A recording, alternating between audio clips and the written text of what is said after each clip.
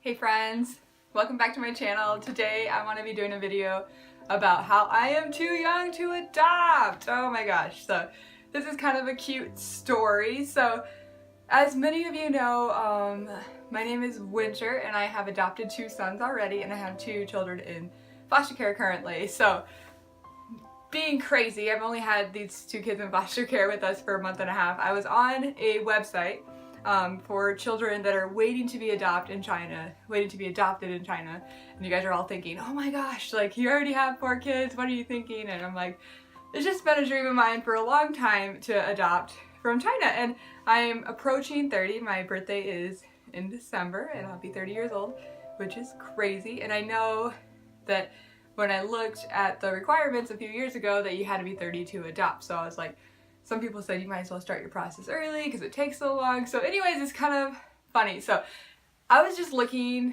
at these things, at these profiles, which I've done before in the past, and then all of a sudden, like, there was some kids, yes, 2 kids that caught my attention, because all the kids that we get come in 2s, and I thought they were really cute, and I talked to Chad about them, and he thought they were awesome too, and I was super surprised because normally he's the more practical one in the bunch out of both of us. And so I was like, well, I'm just gonna ask to pull their file, because there is this form on there on the website of the Waiting Children website to pull their file. So I was like, okay, let me just try it here. And so I emailed them and all the information, and they emailed back and they're like, awesome, I would love to give you your file, but you are 29 and your husband is 34. He's okay, but when is your birthday? And then I was like, my birthday is December 10th and all this stuff. And she said, I'm sorry, you need to wait 2 more months. She was super nice through email. This lady,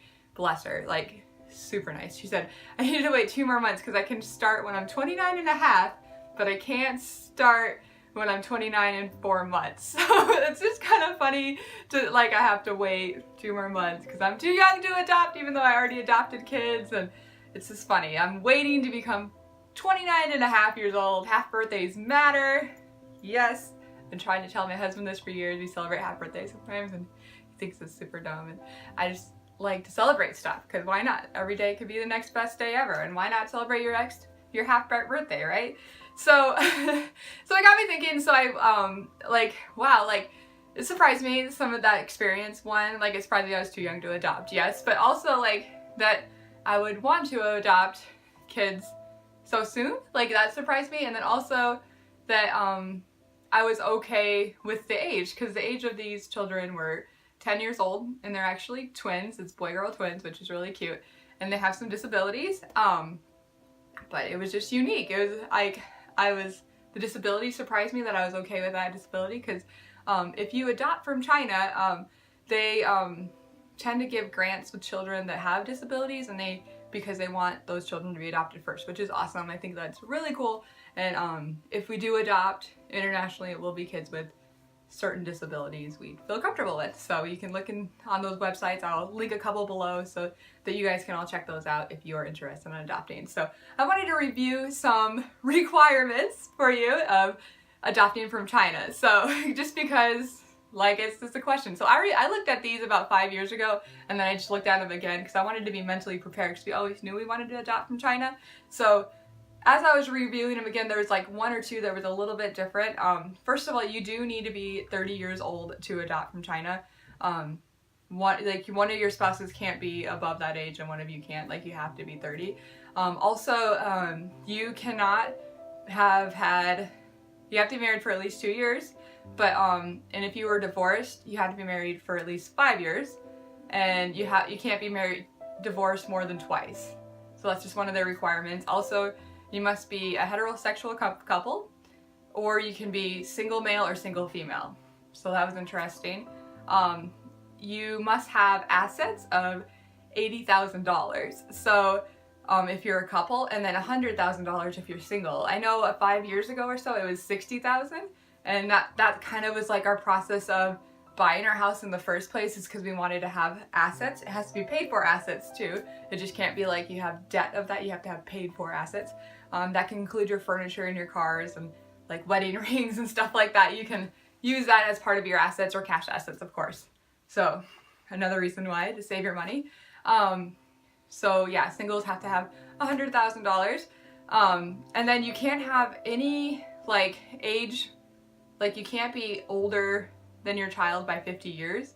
So you have to be younger than 50. You can be like 55 and adopt from China, but that child has to be 5 years old.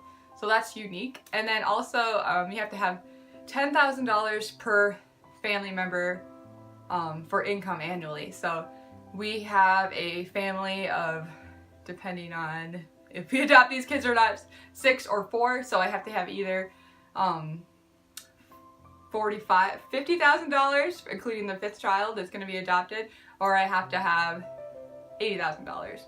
Just as if I adopt 2 more and I have 6, so $80,000 in income.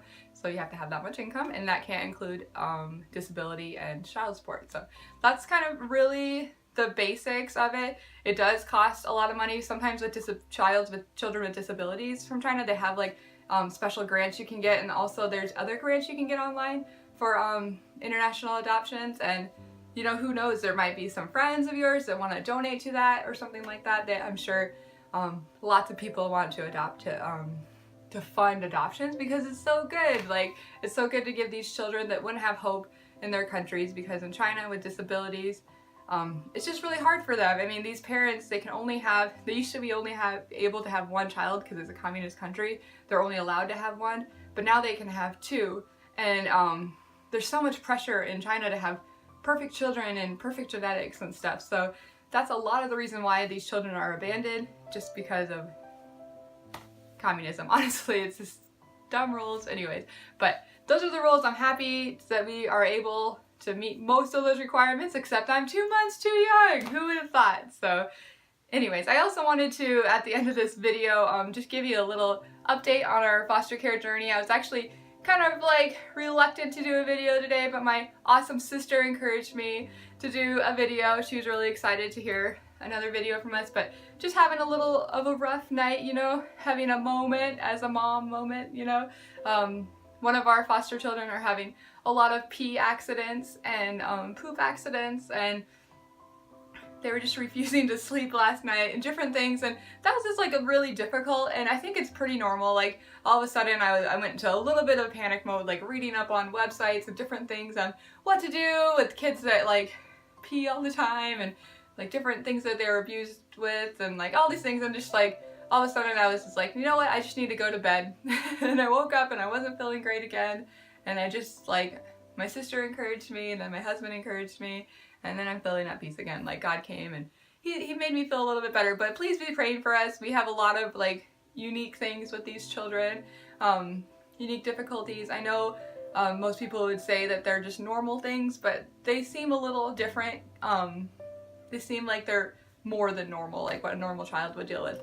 Most of the time I'd be like, that's normal for a child, but this time I feel like there's something else going on. So I still love these kids so much. Oh my gosh, they're so cute. Just today, her little 4-year-old girl was like, I want to give him a kiss and a hug like a penguin. And I was like, I just love you. And she wears pigtails, and she just makes my heart happy. And I just love having these children in our home, and they're so sweet, and there's just a lot of love going on, and just feel so blessed by them. But if you just keep praying for us, because, you know, I have this saying that have the best day ever, because you know what, every day potentially could be the best day ever, and also it is the best day ever when we have God in our life, and we have it from His perspective. When we have God's perspective, like, every day is awesome, because we're just like grateful that we're in that relationship with Him, and it could be a lot worse, you know?